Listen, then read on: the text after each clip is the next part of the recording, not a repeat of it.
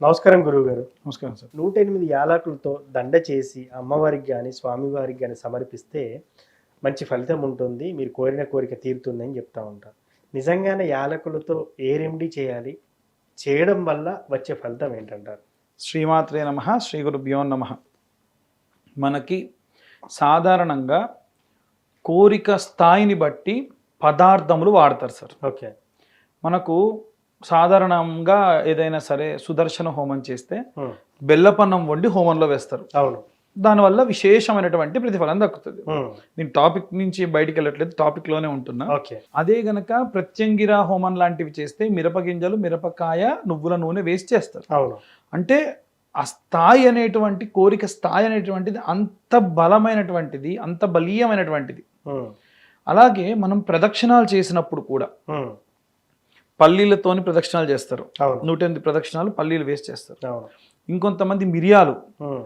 ఎలా అంటే నా కోరిక తీరకుంటే ఇదంతా పొడి చేసి హ్మ్. నీ దేవాలయంలోనే వేసి వెళ్ళిపోతా స్వామి నీకు రాసినట్టు. ఓకే. అంటే చాలామందికి తెలియని విషయం ఏంటంటే సార్, మనం ఏదన్నా ఒక కోరిక కోరితే దేవుడు ఇయ్యట్లేదు అనుకోండి, హ్మ్. అది మన మంచికే. అంతేనా? మనకు విఘ్నం కలిగించేవాడు వినాయకుడు, హ్మ్. విఘ్నం తీసేసేటువంటి వాడు కూడా వినాయకుడే. హ్మ్. ఇప్పుడు ఉదాహరణకు వివాహమే ఉంది సార్, నీ కోసం ఎదురు చూసే అమ్మాయి రావడానికి టైం ఉంది, ఇంకా ఓకే. ఆమెకి ఏ చదువో ఉంది, ఇంకేదో ఉంది. ఓకే. ఈ దాకా ఈ లోపు నువ్వు ఇంకొక ఆమెను చేసుకుంటా అంటే ఎందుకు ఇస్తాడు దేవుడు? అంతే కదా. మళ్ళీ ఏదో ఇప్పుడు ప్రాబ్లం క్రియేట్ అవుతుంది కాబట్టి. ఆ. లేదు ఒక వాహనం కొనుక్కోవాలి అనుకుంటున్నావు, కొనుక్కొని ఇవ్వట్లేదు, Hmm. ఏదో ఇబ్బంది అవుతుంది నీకు దానివల్ల, అందుకే ఈ సమయంలో వాహన గండం ఉంది కాబట్టి నీకు వాహనం ఇవ్వట్లేదు. అవును. అలా ఇవ్వనటువంటి కోరికను మనకు కావాలి కావాలని చెప్పి బలీయంగా అడిగేటువంటి వాటిలలో Hmm. పదార్థాలు వాడుతూ ఉంటారు. మిరియాలు, Hmm. లేకుంటే ఇలా యాలకులు, Hmm. లేకుంటే పల్లీలు, Hmm. ఇలాంటివి Hmm. సాత్వికంగానే మనం ఎప్పుడు కూడా కోరుకోవాలి. అయితే యాలకులు సాత్వికం కాదని అనలేము, Hmm. అలా అని కాస్త మంట పుట్టేదని అనలేము. అవును. యాలకులు తింటే కొంచెం తీయగా ఉంటుంది, కొంచెం ఘాటుగా ఉంటుంది, నీళ్ళు తాగితే మళ్ళీ Hmm. ఒక మధురంగా ఉంటుంది. ఓకే. కాబట్టి ఈ యాలకులు అనేటువంటిది ఎవరు అనంటే ఒక టీనేజ్ దాటినటువంటి పిల్లలు ఎవరైనా సరే చేయొచ్చు. Hmm. అది కూడా నిత్యం అష్టోత్తరం చేసేటప్పుడు ఒక్కొక్క మంత్రానికి అమ్మవారి పాదముల దగ్గర సమర్పించి, ఓకే. అంటే 18 ఇయర్స్ దాటిన తర్వాత నుంచి 19 ఇయర్స్ దాటిన తర్వాత నుంచి Hmm. ఆడపిల్లలు మగపిల్లలు ఎవరైనా సరే ఆ యాలకులన్నీ కూడా అమ్మవారి పాదముల దగ్గర సమర్పించి Hmm. మనం పూజ చేయొచ్చు. ముఖ్యంగా యాలకులతోని మనకు వారాహి అమ్మవారికి కానీ, రాజశ్యామల అమ్మవారికి కానీ, Hmm. అలాగే స్వామివారికి అయితేనేమో Hmm. వెంకటేశ్వర స్వామికి విశేషంగా, నరసింహస్వామికి విశేషంగా చేస్తారు. ఓకే. చేసి ఇన్ని రోజుల పాటు 41 రోజుల పాటు నిత్యం అర్చన చేసి ఏ కోరిక కోసం అయితే చేస్తున్నామో అది పూర్తయిన తర్వాతకి, ఇది చూడండి 41 రోజుల పాటు ఈ 108 యాలకులు మాత్రమే వాడాలి. ఓకే. వాడినటువంటి వాటికి పుచ్చులు కానీ పురుగు కానీ తగలకుండా జాగ్రత్త పడాలి. ఒకవేళ అయితే అవ్వకూడదు అంటే మన కోరికలోనే ఏదో దోషం ఉందని అర్థం. అంతేనా? అంతే. ఆ. అలా 41 రోజుల పాటు నిత్యం అర్చనలో పెట్టి Hmm. సూది దారంతో ఆఖరి రోజున మాలలా కుచ్చి తీసి Hmm. అమ్మవారి మెళ్ళో కానీ స్వామివారి మెళ్ళో కానీ వేసేస్తారు. Hmm. అలా వేసినటువంటి ఆ యొక్క యాలకుల మాల కంటిన్యూగా 3 నెలల పాటు 4 నెలల పాటు ఉంచి తర్వాతకి ఎక్కడైనా హోమం జరుగుతుంటే హోమంలో సమర్పించేస్తారు. ఓకే. దీని వలన కోరికలు సిద్ధిస్తాయి అనేటువంటి, అది కూడా కాస్త బలీయమైనటువంటి కోరికలు ఏమైనా ఉంటే సిద్ధిస్తాయి Hmm. అని తప్ప ఇంకొకటి కాదు. అయితే ఎట్టి పరిస్థితుల్లో ఇప్పుడు ఈ యొక్క ప్రక్రియని అంతగా చేయకపోవడం మంచిది. ఎందుకు?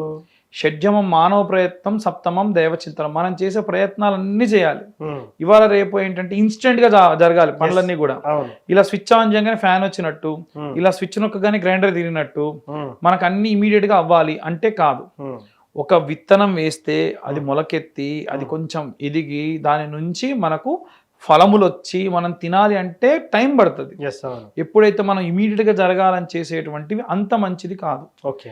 కాబట్టి ఉదాహరణకు నాకు తెలిసిన అబ్బాయి, ఒక అబ్బాయి, Hmm. వాళ్ళిద్దరు కమలలు, అన్నా చెల్లెలు ఇద్దరు కమలలు. Hmm. వాళ్ళు చాలా రోజుల నుంచి డిఎస్సికి ప్రిపేర్ అవుతున్నారు. ఓకే. ఇద్దరు డిఎస్సికి ప్రిపేర్ అవుతున్నారు. Hmm. సైమల్టేనియస్గా పాపం వాళ్ళు బీద పిల్లలకు చదువు చెప్పడం Hmm. ఫ్రీగా ఓకే. అంటే డబ్బులు తీసుకోకుండా. వీళ్ళ బాధ ఏంటంటే వీళ్ళు ట్రైనింగ్ ఇచ్చిన వాళ్ళు చిన్న చిన్న ఇంటర్మీడియట్ బేసిస్తో గవర్నమెంట్ జాబ్లో అప్లై చేయడం, డిగ్రీ బేస్తో అప్లై చేయడం, వాళ్ళు కొట్టడం, జాబ్ కొట్టడం, ఓకే. వీళ్ళకి మాత్రం రాకపోవడం. ఓకే. అప్పుడు అలాంటి వాళ్ళు ఇప్పుడు నేను చెప్పినటువంటి ఈ రెమెడీ ఏదైతే ఉందో అది నేను చెప్పిన విధంగా అమ్మవారికి అష్టోత్తరం చేసేటప్పుడు అక్కడ పెట్టి మళ్ళీ అవన్నీ తీసి కలెక్ట్ చేసుకొని జాగ్రత్తగా ఈ 41 రోజుల పాటు చేసిన తర్వాతకి దాన్ని మొత్తం అంతా కుచ్చి మాలగా వేసిన తర్వాతకి మళ్ళీ 41 రోజుకో ఏమో అనుకుంటా ఇద్దరిలో ఒకళ్ళకి డిఎస్సి వచ్చింది, ఇంకొకళ్ళకు యాక్చువల్గా వాళ్ళ జాతకరీత్యా ముందే చెప్పా కమల పిల్లల్లో ఎవరన్నా ఒకరికి ప్రభుత్వ సంబంధిత ఉద్యోగం వస్తే ఇంకొకరికి విదేశీయాన యోగం వస్తుంది. ఓకే. అమ్మాయికి విదేశాల్లో ఉండే అబ్బాయితోని వివాహం జరిగి అంటే సూర్యుడు అనుకూలంగా ఉంటే అమ్మాయిలకైతే విదేశాలకు వెళ్ళడం, అబ్బాయికి అయితే గవర్నమెంట్ ఉద్యోగులు వచ్చే ఛాన్స్ ఉంటుంది కమలలో.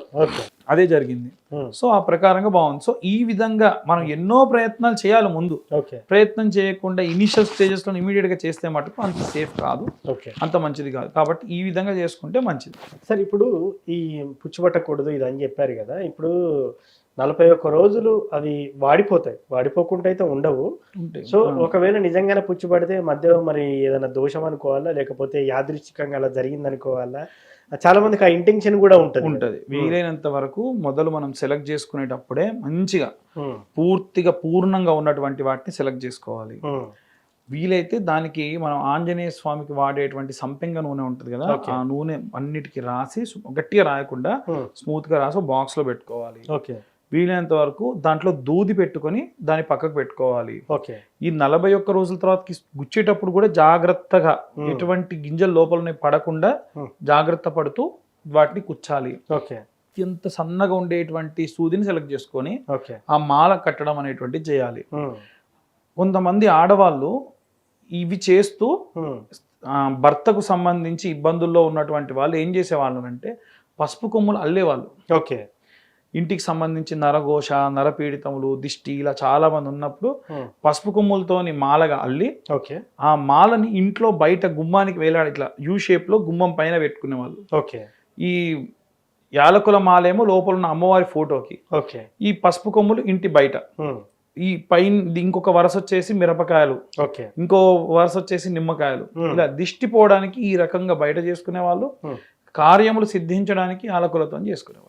ఈ ప్రకారంగా చేసుకుంటే మంచిగా సిద్ధిస్తుంది. సో మొత్తానికి యాలకులతో చేయాల్సిన పరిహారం అయితే చెప్పారు. ఇప్పుడు దండేసిన తర్వాత మరి అది లాస్ట్కు దండ మొత్తం ఖరాబ్ అయిపోయిన తర్వాత ఆ మాలను తీసి ఎక్కడ వేయాలంటారు? అసలు హోమంలో వేయాలి. హోమంలో వేయాలి అంటే హోమం ఇంట్లోనే వాళ్ళు చేసుకోవాలంటారు? మరి ఏవైనా సరే అమ్మవారికి సంబంధించి ఆలయంలో చండీ హోమం జరిగింది అనుకోండి, కొన్ని ప్రాంతాల్లో అసలు ఇలాంటివి ఉండేయండి. ఇప్పుడు కొన్ని మారుమూల గ్రామంలో కానీ కొంత సిటీలో ఎక్కడో, ఇప్పుడు మీరంటే ఏదో నెలకు ఒక రోజు ప్రోగ్రామ్ పెడతారు, అది ఓకే. కొంతమందికి ఉండదు. మరి అలాంటప్పుడు అమ్మవారి హుండీలో వేసేస్తే సరిపోతుంది. వాళ్ళు అమ్మవారికి సంబంధించి ఎందులో వాడుకోవాలంటే అందులో వాడుకుంటారు. ఓకే, అంటే అక్కడ హుండీలో వేస్తే సరిపోతుంది. సో దీనివల్ల మనం ఎటువంటి కష్టం ఉండకుండా బయటపడొచ్చు అంటారు? బయటపడొచ్చు. మొత్తానికి అయితే యాలకులతో పలానా పరిహారం చేస్తే బాగుంటుందని చాలా చక్కగా చెప్పారు సార్. ధన్యవాదాలు.